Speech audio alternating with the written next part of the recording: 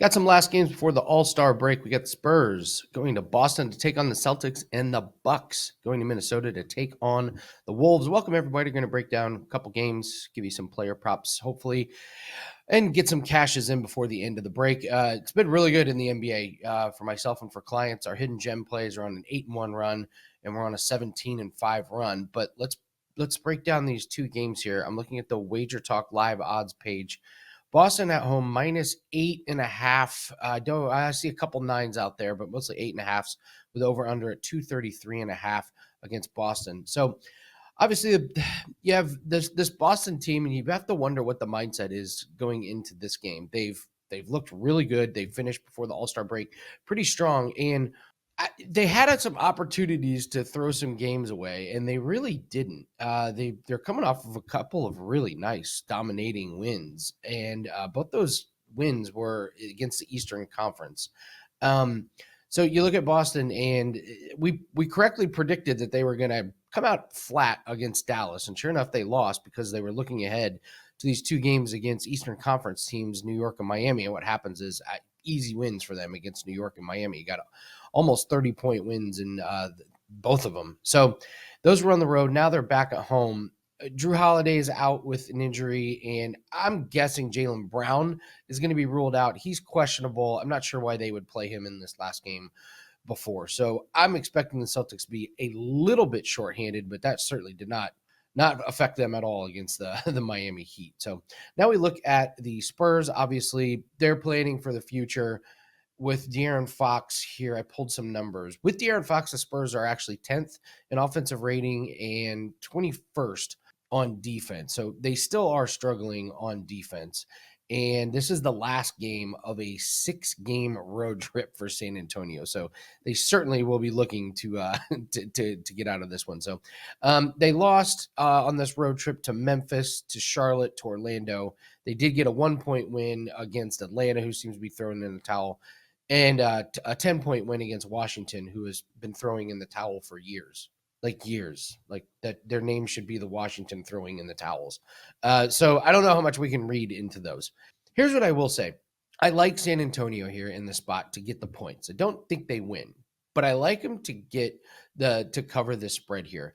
Boston's last 3 losses are to Western Conference teams, and they're only 10-7 against the West this year.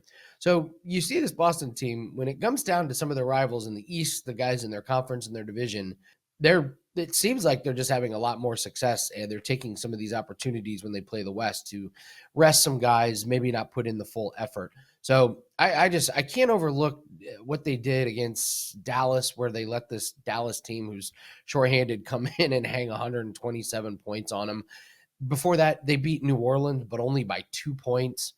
They lost to Houston by 2 points. So I think this Boston team, you got to be really careful if you're laying points against these Western Conference teams. So I wouldn't be surprised to see Boston come out flat once again. San Antonio seems to be riding some momentum. They seem excited to play. If you watch them play, this team is going to be great for years. So I'll take San Antonio to cover the spread in this one. If you're looking for a player prop, De'Aaron Fox over 5.5 assists. He's gone over in every game since coming to San Antonio. 10, 12, 10, 19. Those are some of his potential assist numbers. So if he gets anywhere near that neighborhood, I like him to get over that one. All right, we've got a special running on WagerTalk, 30 days. This is an instant discount down to less than $8 per day. Really, really solid special here. Just the last 30 days, we're up 16 units across all sports. Cash to 5% UFC best bet and a 5% tennis best bet just earlier this week. And we got our 5% best bet that is up for UFC this weekend. We're number 1 in MMA in 2025. So why not get all sports? We've got tennis plays coming up. We've got lacrosse plays coming up, as well as our red hot NBA plays.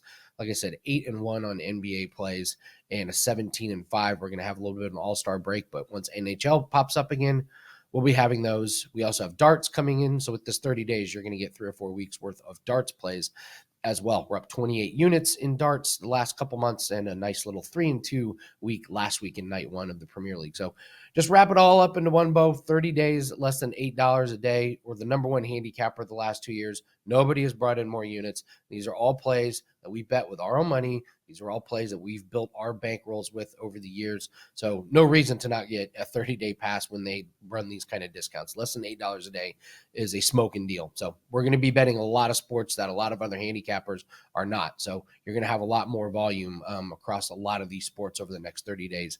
Couldn't look more forward to it. I'm really, really excited over the next month. So take advantage of that. WT.buzz/AL. All right, let's take a look at the next game here. We're going to look at the Bucks and the Timberwolves. Pulling some numbers here that I think are kind of interesting from the Wolves. Without Julius Randle, the Wolves are 11th in defense and 10th in offense. So, not too much of a drop off here without Julius Randle. Meanwhile, the Bucks, good Lord, last 6 games, 21st in offense, 24th on defense. Giannis continues to be out. So we're looking here at the WagerTalk live odds page, and they've got the home team Timberwolves at -6.5. The over-under is 225. Looks like it's holding pretty strong at 225.